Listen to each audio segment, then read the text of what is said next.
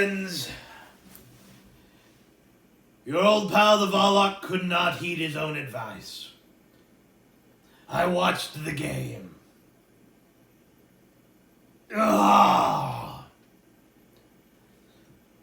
Once again, the Vols played well enough to win at 21 of 22 positions on the field. The only non-winning football we got was from the quarterback position. I don't understand it. Maurer looks like he has the goods, but apparently he gets a concussion if you breathe on him. I'm legitimately worried. If he gets concussions that often, it's the wrong sport.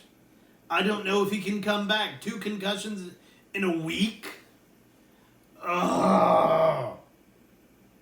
And then, of course, we have to turn to Garantano, who did just enough. But that last drive, while the game was still in doubt, the Tennessee offensive line imposed its will on a superior opponent for like we haven't seen since the heyday of the Philip Fulmer era. Garantano did just enough, but the play that everyone will be talking about, the quarterback sneak, it was not being blocked like it was a quarterback sneak. I don't know if Garantano went rogue. If he did, Pruitt's reaction is justified, I guess. But if he did, he should never play another down here. Go ahead and invite him to the transfer portal. I'm at a loss. I was not going to get my hopes up. The Vols still covered. I mean, it was a ridiculous line. You know, you'd like to feel sort of good about it. You'd like to feel like there's something to play for. But there was such an opportunity there tonight.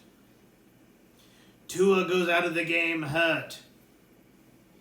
Bama played super conservative.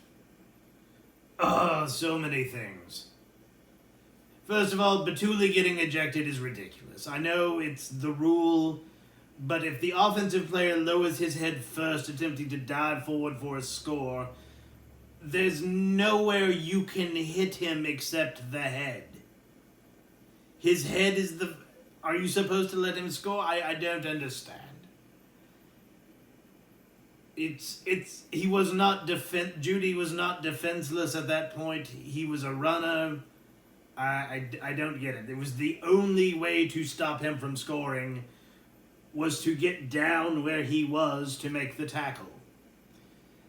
I think we want to make the game safer, but I think we expect a little too much of defenders. They're only human. It's an inherently dangerous game. There's some risk involved. You've got to accept that if you're going to play. But the Vols, the defense played amazing ball. They allowed really 7 points in this whole second half to a phenomenal offense. The Vols were okay at the line of scrimmage. Jennings, other than the little tip for the interception, he was a gamer tonight. Tim Jordan was a gamer. Ty Chandler was a gamer. It's just the Vols have got to get something better out of the quarterback position. I don't know if Maurer's the answer. I don't even know if he can play an entire game at this point.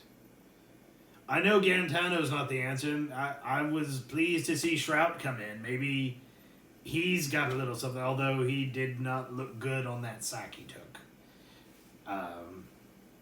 But it is what it is, folks. I just had to get this off my chest, I suppose. But I will be back next week to talk about South Carolina. As I said in the previous video, there's hope. If the Vols play like this, everybody on the schedule is beatable from here to the end. And if the Vols do that, suddenly we go from 2-5 to 7-5, and that is about where most people pick the Vols to finish. It doesn't quite cover up for the sins of losing to Georgia State and BYU. I don't think either one of those teams want to play the Vols right now.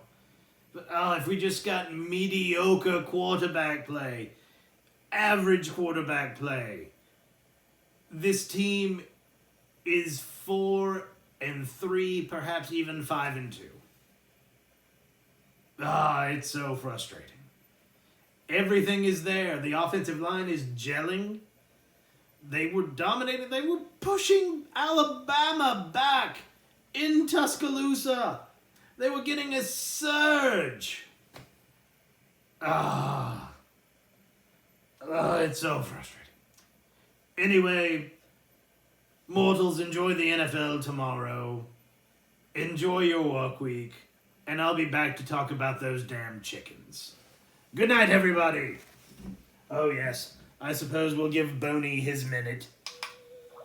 Can you believe I'm single? Trust me, I'm just as shocked as you are.